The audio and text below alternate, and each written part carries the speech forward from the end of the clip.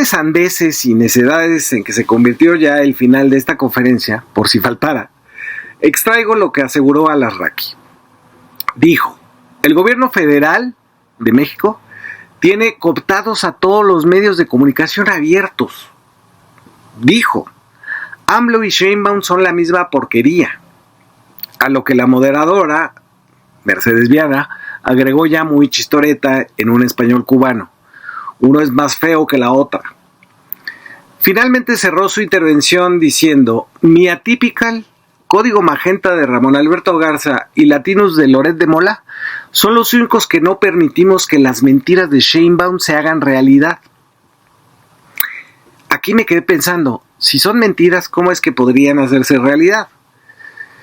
¿Que la mentira no es por definición no real? Vaya usted a saber, estos son los de la verdad, ya es irrelevante. Jorge Fernández Menéndez aseguró que, cito: hoy la oposición en México somos los periodistas, y él se incluyó en ese gremio. Y un señorcito rechoncho al que nadie presentó por su nombre culminó este bello acto pasando las 3 horas y media de parloteo y sandez cuando dijo: sabemos que Dios tiene mucho sentido del humor porque puso a México junto a los Estados Unidos. No obstante que Estados Unidos no existía antes que México, que sería al revés, puso a Estados Unidos al lado de México, el señorcito tenía razón. Muchas gracias por escuchar.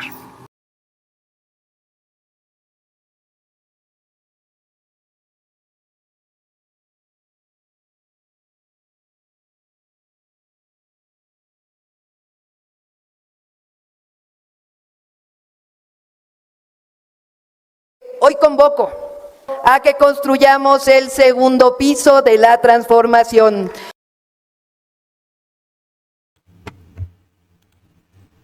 Amigos, bienvenidos a una nueva transmisión más a este su canal en el segundo piso, servidor Irving Rodríguez, transmitiéndoles desde el día de hoy. Si nos estás viendo por primera vez, muchísimas gracias por tu tiempo y por tu espacio. Solamente pido tu apoyo con la suscripción para que cada día podamos ser más en esta gran familia del segundo piso. Amigos, vámonos de lleno a la información. Termina por hacer simplemente pedazos a todos estos vendepatrias que se fueron ahí a la CEPAC a vender a México como país coludido con el crimen organizado, en donde se fueron como héroes a decir que están haciendo y dando la lucha para que esto no sea una realidad. Entre los que vieron ahí, y como bien comentó el periodista y escritor Fabricio Mejía Madrid, estuvo el impresentable de Carlos Al-Azraqui y compañía, pero no solo ellos. Se encargó simplemente de desbaratar a cada uno de estos miserables que tuvo cita ahí y dijo pura quejada y media. Parte de lo que hizo y sin pelos en la lengua fue lo siguiente. El 5 de febrero pasado se reunieron en Washington los fachos de Estados Unidos y México para hablar de lo que ellos llaman narcoterrorismo. Eran las 9 de la mañana y me eché las 3 horas y cacho de transmisión en vivo que hicieron. Debo confesarles que me escandalicé varias veces. Un primer shock fue ver a los mexicanos que fueron, algunos de ellos representantes electos en el Senado, la Cámara de Diputados o en la Ciudad de México, con la mano derecha en el pecho, volteando a las 2 banderas de Estados Unidos que había en el escenario y murmurando con el resto del público el juramento de lealtad, que dice: juro lealtad a la bandera de los Estados Unidos de América y a la república a la que representa una nación bajo Dios, indivisible, con libertad y justicia para todos. A pesar de que sean del PRI y del PAN, que han pedido con frecuencia que los marines invadan a México, no me esperaba a este nivel del entreguismo, ya con nivel infame de autohumillación.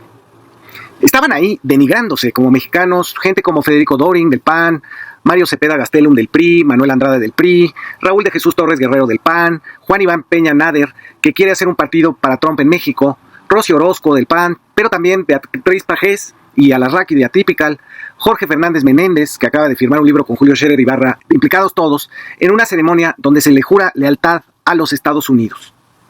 No me esperaba mi reacción de asco, pero la transmisión me reservaba todavía varios de estos momentos de náuseas. Sentado junto a Pajés y Al-Azraqui estaba el exgober de Tamaulipas, Francisco García Cabeza de Vaca, acusado de delincuencia organizada, extorsión, lavado de dinero y huachicol. Estaba ahí en una conferencia sobre el narco. Pero empecemos por el inicio. Este acto en Washington estaba organizado por la CEPAC, es decir, por la Conferencia de Acción Política Conservadora, a la que pertenecen distinguidos seres humanos como Donald Trump, Santiago Abascal y Cayetana Álvarez de Vox en España, Javier Milei de Argentina y el Nuevo Yunque en México. La llamada conferencia estuvo moderada por Mercedes Viana Schlapp y su marido Matt, que trabajó para Fox News. Ella, Mercedes Viana, fue de comunicación de George W. Bush y del primer periodo de Trump entre 2017 y 2019. Introdujo así esta conferencia para, dijo, luchar contra el comunismo y llevar la libertad a sus países.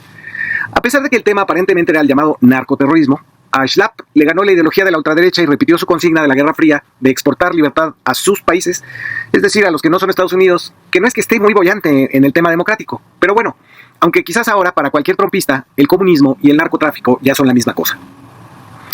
El primero en hablar fue Juan Peña Nader, que está intentando armar el partido de Trump en México, republicano le llama. Peña Nader fue el que tramitó los permisos y estaba a cargo de haber supervisado la operación del Casino Royal de Monterrey, el mismo que incendiaron los Zetas el 25 de agosto de 2011 y que dejó a 52 personas muertas.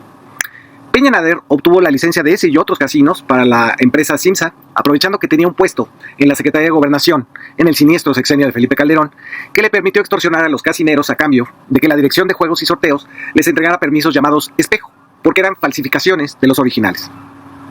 Actuaba de la siguiente manera. Nader daba permisos de casino a lugares que no contaban con las condiciones para atenderlas, alegando que eran extensiones de otro permiso ya entregado. Así, sin supervisión de ningún tipo, salvo el dinero que presuntamente le entregaban para clonar estos permisos, se permitió la operación de casinos como el Casino Royal, que no tenía salidas de emergencia ni equipo contra incendios. Bajo la protección de Abraham González Ulleda, quien fuera el encargado de despacho después de la muerte de Juan Camilo Muriño en 2008, la Secretaría de Gobernación, siguió con sus actividades criminales con Fernando Gómez Moll. Y el permiso al Casino Royal era producto de la corrupción de la Secretaría de Gobernación del sexenio de Calderón, y al dueño del casino, Raúl Rocha Cantú, me lo exoneró un juez en Nuevo León. Ahora Rocha Cantú está prófugo de la justicia porque también está implicado en tráfico de armas y en el huachicol. Pero volvamos a Peña Nader, el que habló primero en esta conferencia de los fachos. Estuvo 2 años en prisión por haber violado a su esposa, Talía Vázquez, y salió libre en 2013. En esos años, al final del sexenio de Calderón, Acción Nacional recibió dinero de los casineros, en especial de Juan José Rojas Cardona, llamado el zar de los casinos, para financiar sus campañas electorales. Gustavo Madero fue acusado internamente de ello, así como Rodolfo Dorador, diputado panista del 2012 al 2015, y Jorge Villalobos, diputado plurinominal en esa misma legislatura. La empresa de Peña Nader, Producciones Móviles y Exciting Games han sido vinculadas por la UIF al lavado de dinero de Genaro García Luna a través de sus empresas Numvaf en Panamá, con $600 millones provenientes de los gobiernos del PRI y del PAN. Nader ayudó a lavar el dinero que provenía de los permisos ilegales de los casinos, como el Royal, y depositaba en cuentas de empresas fachadas en México. De ahí, el dinero brincaba a empresas en Panamá y Barbados. Los empleados y abogados que trabajaron para la red de casinos de Peña Nader también aparecían en las actas constitutivas o como apoderados de las empresas ligadas a García Luna. Ambos grupos utilizaban a los mismos jueces y despachos para obtener amparos. A García Luna lo ayudaban para evitar auditorías a sus contratos de seguridad y a Peña Nader y los casineros los usaban para reabrir casinos clausurados. Uno de los jueces es Luis Armando Jerezano Treviño, que otorgó el permiso para el Casino Royal y que fue investigado por la DEA.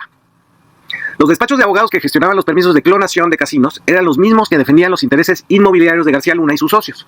Se menciona al despacho de Roberto Correa Méndez, que era, no me lo van a creer, el que firmaba los permisos falsos de los casinos en la Secretaría de Gobernación. En fin, que este es el que va a luchar contra el narcoterrorismo y que pertenece a la prestigiosa red de empresas que lavaron dinero para Genaro García Luna. Ahí nomás. Pero bueno, sigamos con lo que este honrado ciudadano mexicano dijo en la conferencia en un inglés que se aproximó en sus mejores momentos al de Peña Nieto y Xóchitl Gálvez.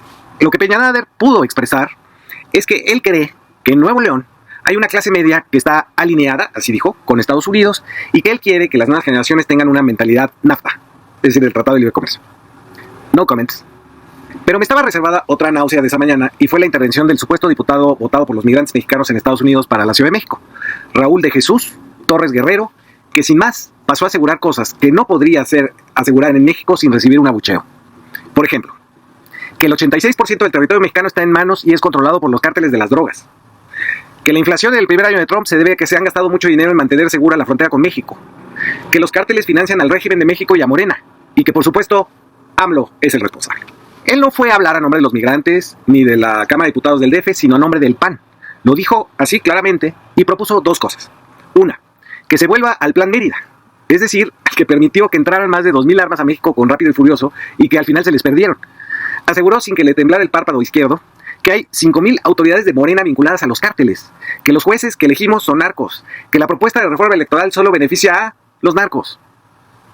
La segunda propuesta del panista fue que se incluya lo que él llamó una cláusula democrática, así dice, en el Tratado de Libre Comercio, que se está revisando con Trump y Canadá.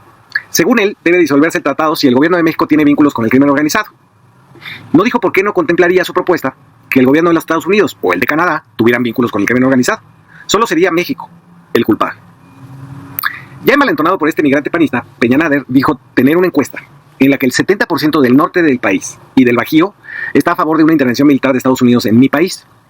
Digo mi país porque a estas alturas estos dos ya se habían fugado a su nueva patria de las barras y las estrellas. Nader también trató de vincular la muerte de Carlos Manson en Uruapan a Morena y otra vez a López Obrador, pero ya el auditorio estaba un poquito distraído. Entonces, para finalizar, terminó asegurando que el 30% de la economía mexicana le pertenece al narco, que los programas sociales convierten en empleados del gobierno a quienes lo reciben, se atrevió a decir eso, y que en un mes el gobierno estará en bancarrota porque no hay manera de sostener los apoyos directos. Nader propuso una alianza con las iglesias evangélicas en México y con una parte de los católicos para una coalición PRIAN-republicanos. Vino entonces un desfile de MAGA y trumpismo ya muy desaforado. Tomó el escenario Kat Cammack, que se dijo muy emocionada de que finalmente alguien le pusiera atención a nuestro patio trasero. Así se refirió a México y América Latina como en los peores tiempos de la doctrina Monroe. Ella, Kat, que es representante en su cámara por Florida, expuso dos de sus paranoias como si fueran reales. Trajo al escenario un botecito con brazaletes que supuestamente recogió en la frontera con México y aseguró que cada uno tenía un color distinto dependiendo del cártel de la droga que enviaba a los migrantes sin papeles a pasar la frontera. Dosis en sus calles. Una cantante salvadoreña llamada Fabiola Bukele fue a hablar de la dictadura del Salvador con estados de excepción perpetuos y pidió que México replicara lo que ha hecho Bukele en El Salvador. No hay paz sin fuerza, dijo la forista antes de que tomaran el escenario, ahora sí, Alasraqui, Mario Zamora Gastelum de PRI, Jorge Fernández Menéndez de TV Azteca y el asesor de Milei y ahora de Salinas Pliego, Javier Negre. Empecemos por este último. Negre aseguró que por culpa del detector de mentiras de la mañanera tuvo que salir de México, donde había sido contratado por Salinas Pliego para acabar con los zurdos de mierda. Le llamó narcopresidenta a Claudia Sheinbaum y aseguró que a Morena la financian los narcos. Seguramente él, que es español, no sabe que el financiamiento público de los partidos en México es de acuerdo a la votación que se obtiene y que por supuesto Morena no necesitaría financiamiento externo. Pero ya luego se relajó Negre y habló mal de Bad Bunny y bien de Laisi. Zamora Gastelum del PRI, y quien es el candidato del PRIAN que perdió en Sinaloa, está acusado de haber utilizado su cargo de director de desarrollo agropecuario en el estado para financiar a su suegro y a sus cuñadas con millones de pesos de dinero público. Además de recomendarle al público asistente que vieran la cuenta en Twitter de Alito Moreno, a quien llamó valiente, se permitió en una conferencia contra el narcoterrorismo citar al Mayo Zambada, quien según él dijo, en la anarquía nada florece. Luego se equivocó al decir otra frase, dijo, hay que pensar fuera de la casa, en lugar de la caja. Y justo era lo que estaba haciendo, hablando fuera de su país, en contra de su propio país. En el carnaval de sandeces y necedades en que se convirtió ya el final de esta conferencia, por si faltara, extraigo lo que aseguró Alasraqui. Dijo, el gobierno federal de México tiene cooptados a todos los medios de comunicación abiertos. Dijo, AMLO y Sheinbaum son la misma porquería. A lo que la moderadora, Mercedes Viana, agregó ya muy chistoreta en un español cubano. Uno es más feo que la otra. Finalmente cerró su intervención diciendo, mi Atypical, Código Magenta de Ramón Alberto Garza y Latinos de Loret de Mola son los únicos que no permitimos que las mentiras de Sheinbaum se hagan realidad. Aquí me quedé pensando, si son mentiras, ¿cómo es que podrían hacerse realidad? ¿Que la mentira no es por definición no real? Vaya usted a saber, estos son los de la verdad, ya es irrelevante. Jorge Fernández Menéndez aseguró que, cito, pues eso fue esa reunión. ¿Cómo la ven? Puro vendepatria, ¿verdad? Pero bueno, para que queden exhibidos y qué bueno por parte del escritor Fabricio Mejía Madrid. Mejor explicado no pudo ser. Nos vemos, que sigan pasando un excelente día. Servidor Irving Rodríguez transmitiéndoles desde su canal. Recuerden, vamos a fomentar la cuarta transformación porque ya estamos en el segundo piso.